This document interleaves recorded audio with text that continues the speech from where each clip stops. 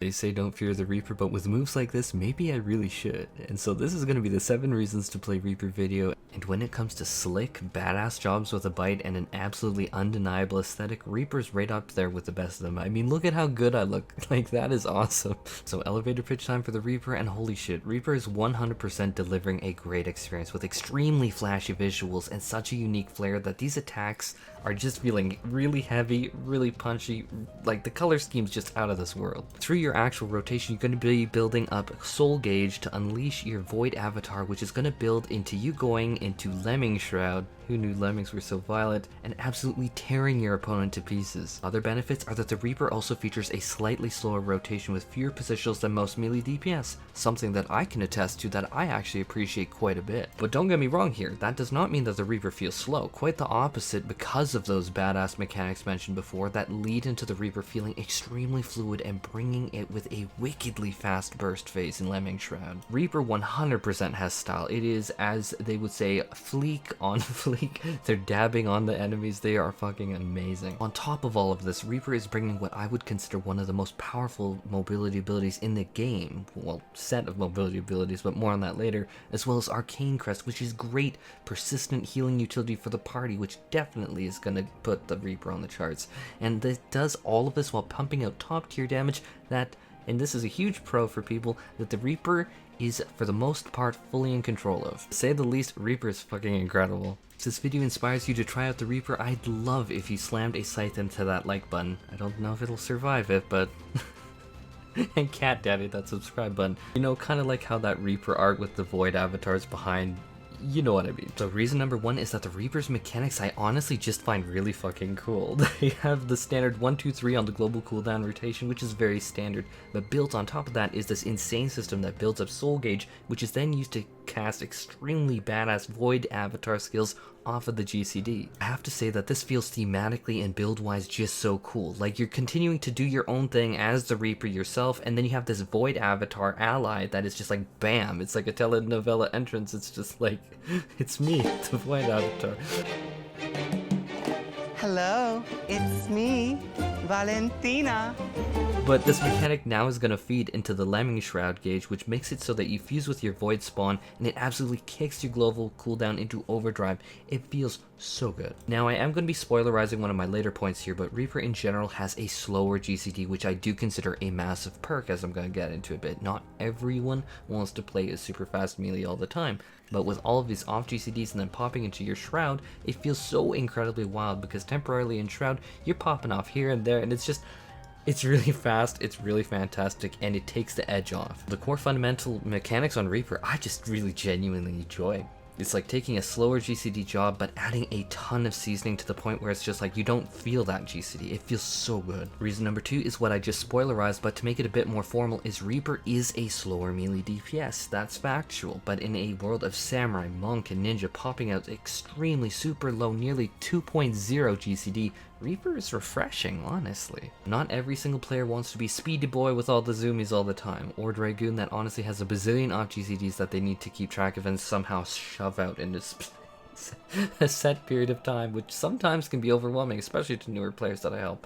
But there is this genuine appeal in this kind of playstyle for Reaper. To be clear, because I don't want it to come across as negative, something about the Reaper ties it together with all those mechanics from Reason 1 to keep it fresh and lively, especially in its burst phase, which leads into Reason 3. And Reason 3 being that the Reaper has a ton of optimization potential. People may shy away from particulars like, oh, Reaper has like a 2.5 second GCD with best in slot, and it isn't double weaving every single GCD, but Reaper has a lot, and I do really mean a lot of optimization. With Reaper though, you're more focused on resource management, and at a level beyond just cooldowns, you are going to build up soul gauge, which then lets you build up lemure shroud gauge, and then this means in our current raid meta that you can save multiple lemure shrouds for a raid buff window or a potion window. So there are actually a ton of different optimizations possible, all of which I'm still needing to wrap my own head around, because they are very often very fine-tuned to fight a specific fight.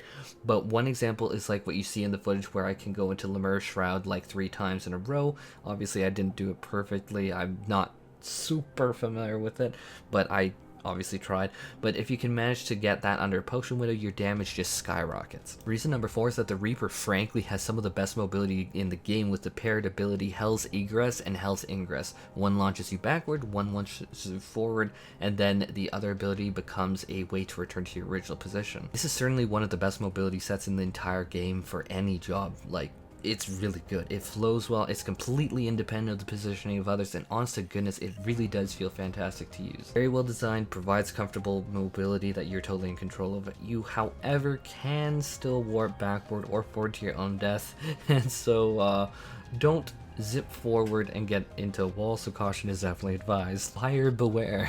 Reason number 5 is a big one for me personally, and it's really similar to what I said about Ninja, and I know that I'm not the only one this is a huge perk for, but Reaper has exactly 2 positionals in its entire kit. Gallows that requires you to be behind the boss, and Gibbet that requires you to be at the side of the target. Further from that, these abilities can only be used after executing one of the Void Avatar abilities, Bloodstock, Gluttony, or Grim Swath. Largely what this means is that the Reaper, while it does factually have 2 positionals, both of which though is actually being used pretty rarely, especially compared to other melee DPS, but also on top of how rare they are compared, it is also that the Reaper has control of when they do use them, because you can continue to build the soul gauge. You can maybe delay it like a very little bit and be like, okay, now I'm gonna go to the flank of the boss. Another perk that I'm not really meant to say that I'm gonna disclaimer you should try and avoid at all costs is that even if you honestly say to hell with it, I'm parking at the back of the boss, you're technically only losing 60 damage potency. You're not losing anything, like you're not going to lose your gauge accumulation, but the small bit of damage you are going to be losing. I am remiss to advise people to ignore it though, so I do encourage everyone to genuinely try, because this is... Reaper is about as easy and light on positionals as it gets, aside from Ninja, but with its armor crush ability. But frankly, you will be losing out on oh so much more DPS holding it and causing GCD drift than just slamming it down. And so that's why I'm saying this point. You will be losing so much more potency if you let your GCD drift. Obviously, generally speaking. I'm just thinking about people bringing up, oh, but this scenario, you know what I mean? I'm totally gonna get canceled on Twitter now for saying this, but most people know this is true numbers-wise. Reason 6 I've gone back and forth on, but I do think that it's worth saying is a very good thing, is Reaper has the ability Arcane Crest, which is a small personal barrier that you can use before you take damage. The barrier component is always nice to keep you a bit more sturdy, but in the realities of the game context, the real perk of this is that it does 250 potency of area of effect healing across the entire party, and that it is held in extremely, and I do mean extremely low 30-second cooldown timer, meaning that this ability can put out a crazy amount of the time. Especially with how many raid wides are going out in a raid, you're going to be able to proc this a ton. I need to disclaimer this saying, is it as punchy as the Summoner's Phoenix at 700 potency, so roughly 3x the amount? No, it's not, but it is still around a free medica, and it does add up. Now, if I pull up like healing numbers from FF logs, it's right up there with Dancer and Summoner in terms of total healing as a DPS. It's just more consistent rather than a big overwhelming burst but every 2 minutes. Obviously 30 seconds, much more applicable. You can get 4 of these in the same time that it would take to get 1 of Summoners. Both are very strong in their respective domains, honestly. And likewise, Dancer as well kind of strikes a middle ground there. Now, reason 6.2 here, because I don't want to change the title of the series to 8 reasons for Reaper, is I wasn't sure if it would be better to mention this or not than Arcane Crest, but one major perk of Reaper that I do appreciate is that it is largely in control of its own DPS. In yesterday's video, I made this little chart showing raid DPS, which is damage including your buffs that you give to allies, which they then represent your damage, versus a DPS, which simplified shows your personal DPS contributions and how well you use the raid buffs of others. It's a gross oversimplification, I get it guys, but it demonstrates the point nicely. You can see here that the Reaper is the 4th lowest on this sorted chart with a value of 23 as the difference, meaning that the 4th most quote-unquote selfish DPS would be Reaper. And a lot of people might be turned off of Reaper who want to be in full control over their DPS and look at Arcane Circle and they're just like, I don't want to buff allies, I don't want to trust others with my damage, which is a totally fair, very valid thing, especially if you've been in Party Finder.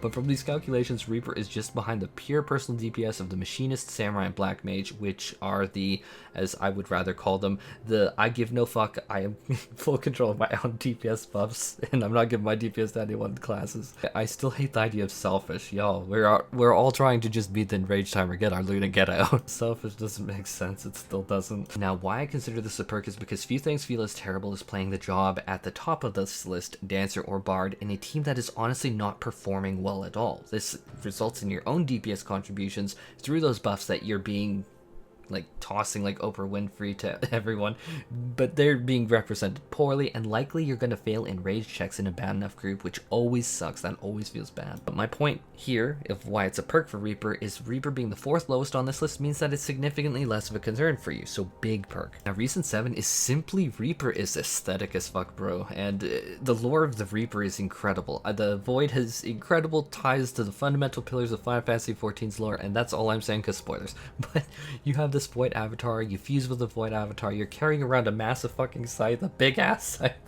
Your visual graphical effects are brilliant colors and just so vibrant, poppy, flashy. You have runes and crests and arcane everywhere, and then Communio is obviously ridiculous. Oh yeah, and I look fucking cool in my lemure shroud ability. That's sexy. And so yes, Reaper absolutely dominates in the aesthetics and lore department, and tying back to point number 1 is this ties into the mechanics of the Void avatar being the off GCD as you're fighting on the GCD is absolutely glorious in all ways. So yeah, that really ties it up for this video. Reaper is a job that I very easily recommend. Obviously, I don't care if you're a hardcore veteran or a newer player, Reaper's fantastic and 100% worth your time. This job is inside out and backwards welcome, heck, inside out and backwards in the Void too. They have to take everyone and don't fear the Reaper. Am I allowed to say ooh here? Oh god.